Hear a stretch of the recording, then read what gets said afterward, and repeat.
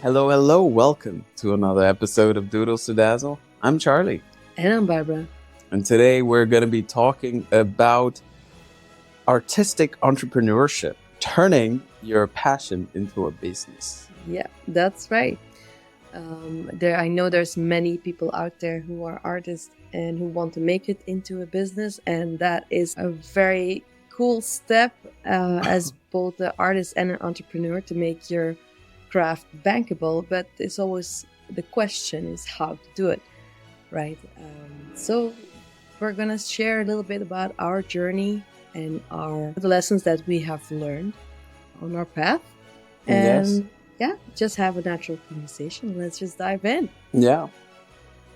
So one of the things that artists fall into is the trap that they're about bettering their skill and trying to become better artists. And before they think that they need to sell their skills, you know what I mean? Mm-hmm. Like, I need to be this good before I can think about anything else, like getting a job in that or starting a business or because I'm not good enough. Or that's a whole bunch of like imposter syndrome. Yeah, limiting beliefs and all these kinds of mental struggles. Yeah, blocks that people put for themselves. Mm-hmm. And that can take away from taking that first step towards putting your skills out there and starting a business, right? Yeah.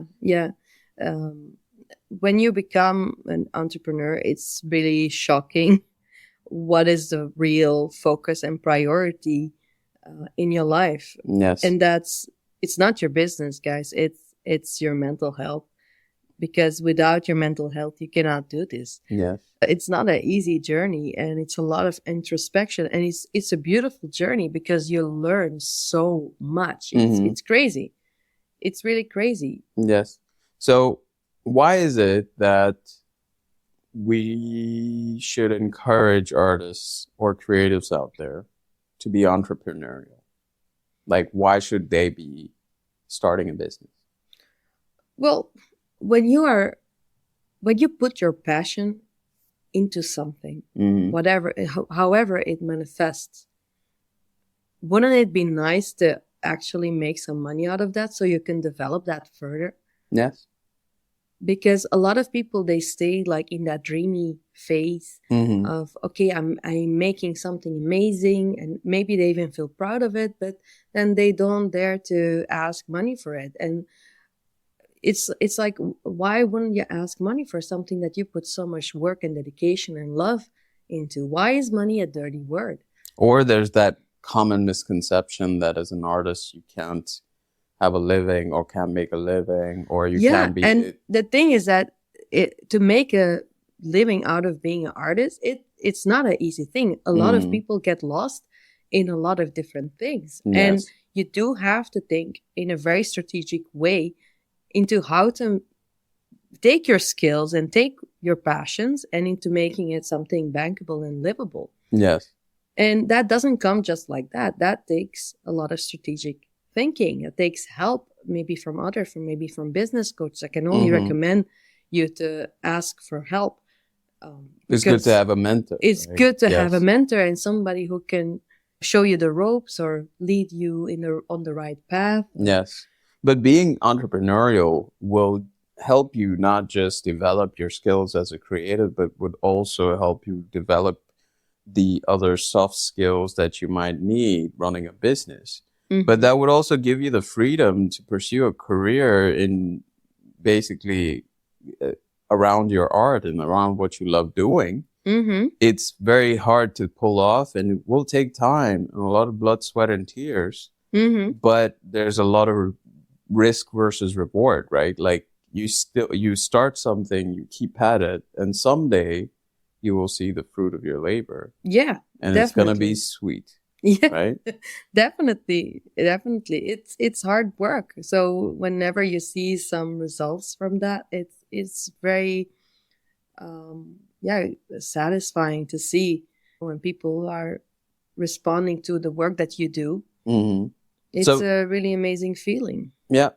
And you might think, oh, I don't know about starting a business. I just like to draw or paint, I'm a creative. I like to do these things, but I don't know where to start. But the thing is, guys, you can start small. Start somewhere. Yeah, the thing is, you have to get over the fear of being seen. I think that's the first step. Is you need to be brave and put yourself out there. Yes. And try things. Try and fail your way up. That's the only way. You're gonna make mistakes. Everybody makes mistakes, and when you're on the journey of being an entrepreneur and putting yourself out there, you're gonna fall down a few times, and that's okay. That's okay, because it's the long game that counts, right? Yes. How we started was just us starting to put our stuff on social media at first, and that was like our first obstacle, was putting our work out there for people to see and judge and respond to and all that. And then after that, we just started putting our stuff on t-shirts and merchandise and all these kind of things. And we started promoting it. And it's been slowly picking up there. And it's been a lot of trial and error over the years, but we just never gave up. We just have been, it's been so much research and studying and trying to understand what works, what doesn't. Maybe you might take a 2-hour online course or something to quickly learn about something very specific, like how do you improve the search engine optimization of something so that more people find your products. Or I mean, guys, it's a lot of work, but there's also a lot of satisfaction knowing that there might have been a couple of hundred people out there who have bought a poster from us, or who are wearing an apron with our design. Or Christmas cards or whatever. Yeah. But the point is, there is a lot of satisfaction and gratification from doing this work. Yeah. We do it not because we're rolling in money or something. No, we do it because we love doing this. Because we're passionate. We're passionate about it. Yeah. And it didn't start with having a passionate about doing business, but we grew into loving that part of the work too. Yeah, it's grit, right? Yes. It's how I look at it, it's a bit like a gamification that kind of works for my brain, where you have in a game, a lot of times you have like the grind, where you have to do all these very boring, repetitive stuff or something. And that takes you to a boss and then to the next boss. And that's kind of how I approach And before you know it, business. you've leveled up so much. Exactly. And then you see that you're doing things which some time ago you weren't capable of. Exactly. But now you're sort of killing it. Yeah. And it took years, but in a way, we're reaching a point for now, like at Charbi, where we've really found a bit of a cadence, and we're slowly building that up, which at times in the beginning was hard to see. And at that point, it was such a huge unknown, and there was so much uncertainty. We didn't know what we were doing. But we found our way simply because it's just like Barbara said, it's grit and sticking to it and doing the grind. Doing the work. Just the more you treat your business as a business, the more that it's going to flourish like a business too. One of the biggest things I would say is, for us, from our experience, is starting to not just to put our work out there, but since we started this podcast and putting ourselves as an artist out there and telling our story. Also doing the markets in the summer. Yes. That was also, I mean, it's in fact every time that we have printed our work in bulk and sold it in bulk, these kind of moments where, like, I think for us it started with Christmas cards, and then that grew, and in the summer then we did multiple projects where we did posters and bookmarks and those kind of things. So at that point we bought like bigger bulk of stuff, and we learned how to work with that kind of timeline where you have these deadlines. It's a bit different model than the print on demand.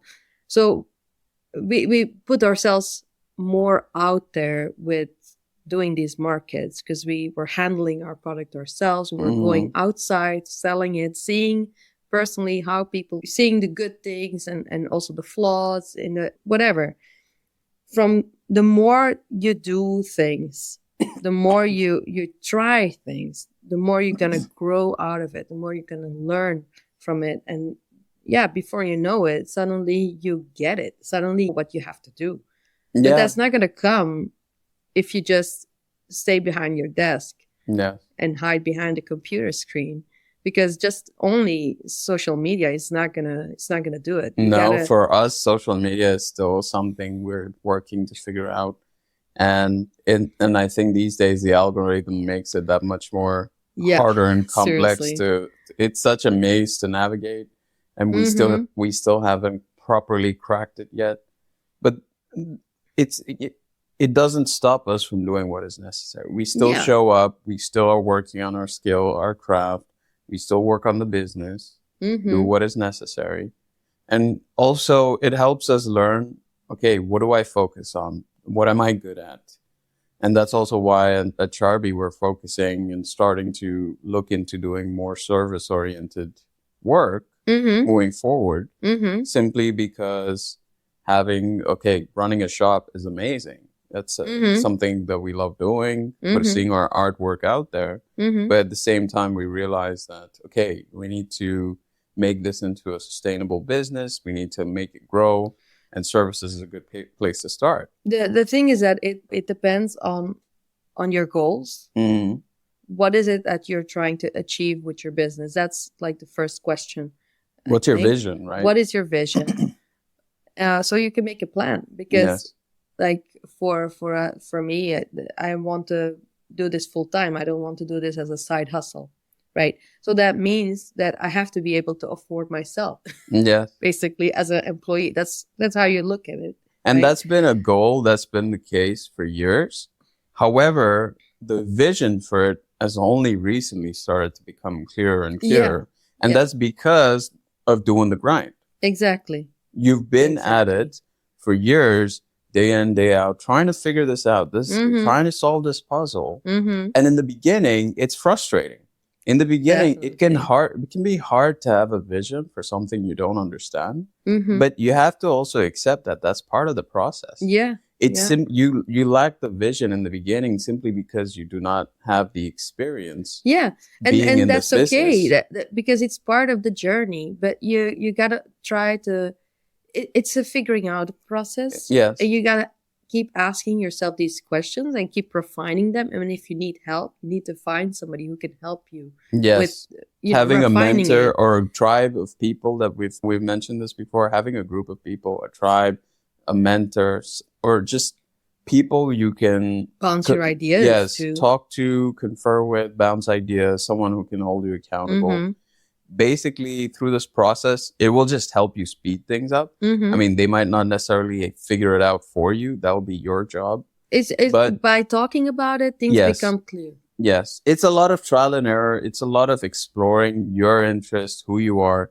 And the thing is, you never know that in the process of wanting to or working to become an entrepreneur, you will actually discover more about who you are. Mm-hmm. And at that point, your vision also will be clearer because you'll Yeah, start to see, like, oh, I'm really good at this. yeah, And I think, and it might be completely what you don't expect or what you didn't think your initial goal was yeah. starting out. Goals can change. Goals, That's okay. but yeah, it just see it through and be okay with the uncertainty and the process of it. Mm-hmm.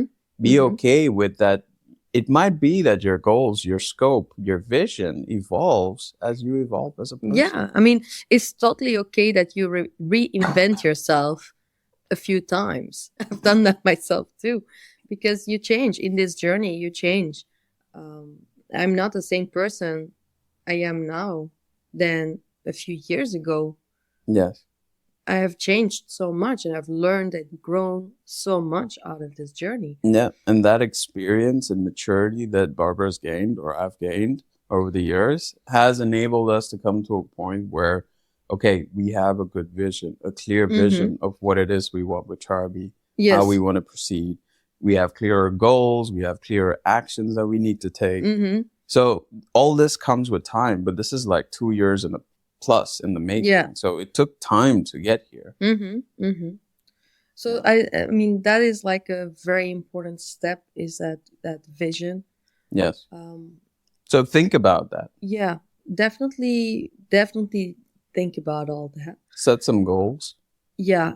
And then after you have your goals clear, you can make a plan, but you gotta know first what you want to do.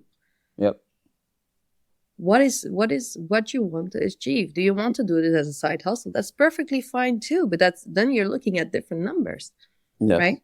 So after you know that, so you have your vision, then you have your goals, you kind of figure out the numbers that you want to reach. So yeah, set some number. It's not about whether you numbers. reach them or not. That's not the point. Set some targets. Set some targets. Some short-term, mid-term, and long-term targets you want to reach. Mm-hmm. And even now, what we do is we set targets. For example, again, I go back to the example of the what was it, October when we drew every day? Or yeah, the Inktober challenge. Inktober, yeah. Sorry, there you go. Oh, blanking. But the Inktober challenge was a target. We were like, we need to stick to that 30 days and see what we can do. But that's just one part of it. There are so many ways to set targets for yourself. You go test yourself, push yourself. Yeah. Because you never know. I mean, you're going to find new avenues of how badass you are. But it's true. It's true. If you don't push yourself, you don't know what you're going to be capable of. You won't know what your limits are. Mm-hmm. Yeah, I definitely got to walk that line of you your gotta own limitations. Exactly. And got to flex them creative muscles. Definitely. It's like going to the gym. You got to break the muscle down. It's the same That's thing. a nice way to put it. You got to get uncomfortable and be okay with that. Otherwise, yeah, I mean, this will always be a dream. And it will always be that thing that'll stay a hobby. And I'm sure there are many of you who are okay with that. That's fine.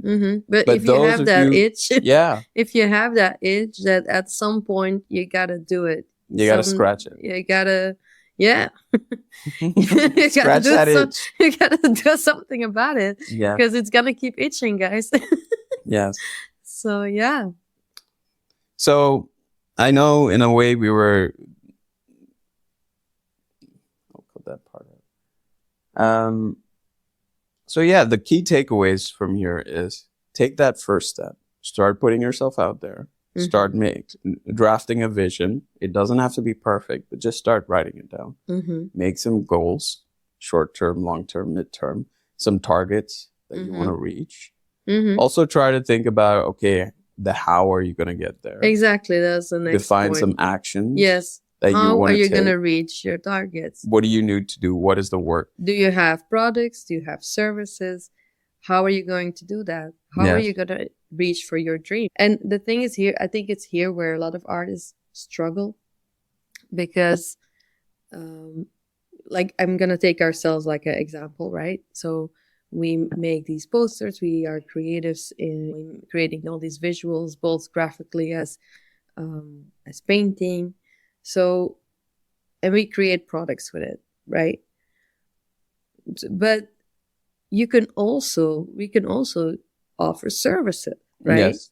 And I think a lot of artists don't get to that part, like, oh, I can offer services too. And I think that can be a really interesting way to approach things also, because artists typically underestimate the value that they have to offer into what they can teach others. For example, that's like one way to do things. You can teach others something.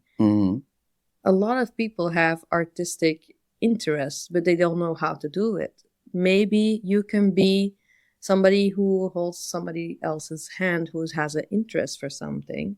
You're giving courses for it. Why wouldn't you charge for it? You're giving courses or a workshop or for a group of people, or you show up at a wedding and they need you to paint the bride and groom. I mean, for example, there are ways to go about things. Yeah, and sure, we're giving examples of painters and drawers. I mean, but there's other ways. There are other ways, and you have to do research because, you have people who are giving ceramics classes. I think that's brilliant because lots of people have interest for that. For example, So I mean, you have your product side of things, which is the ceramics you produce, for example, but then you also have the services that you give. Is maybe group workshops where you can some more money in one single time that can keep you going into getting your products in, well, not your product, but your materials, basically. No. Point is, it gets into, you got to figure out and start somewhere. Yeah. start somewhere, wherever it is, and start small. It doesn't have to be something big. Yeah. And you don't focus so much on the money in the beginning, but rather the point is to get some experience, build a bit of a portfolio working these kind of services, build a reputation where people like, oh, they talk about the work you've done. Like, oh, you worked he or she worked at my wedding and they painted the bride and groom and I loved it. I saw you there. I want you to come paint at my wedding too. And before you know it, that becomes a service that you offer full time. Yeah. So there's all kinds of ways. And the best thing is to try things. You have to try different things and out. Connect with people. You have to see what you like doing too. So in the beginning, just try as much as you can. Try different things. Yeah. Because you're going to learn so much from it. Like as what an entrepreneur, what you as like an to artist, do. and what you want to do. Or what you don't want to. Yeah. That too. Because you learn a lot about what it is you don't like to do either. Especially if you have no clue. Yeah, for example, as an entrepreneur, I have to do accounting too, which is not my favorite. I have to do it, but it's not a service I would offer. You know what I mean? So the thing is, as an entrepreneur, you learn so many different skills. So think about which ones are bankable for you. Which one can you use to your advantage? And it's something that you like to do as well. Because ideally, as an entrepreneur, you want to do something you like, right? Yeah. So those are our main points, I think. Yes, I think that pretty much covers some motivation why you should perhaps consider starting a creative business, and also some I would say general tips that we don't go into too much specifics because there's always a lot of details, but that also depends on what it is you do and what it is you're interested in doing. You can always reach out to us in case you need some specific advice about what it is, your situation. We're more than happy to help and provide advice if necessary.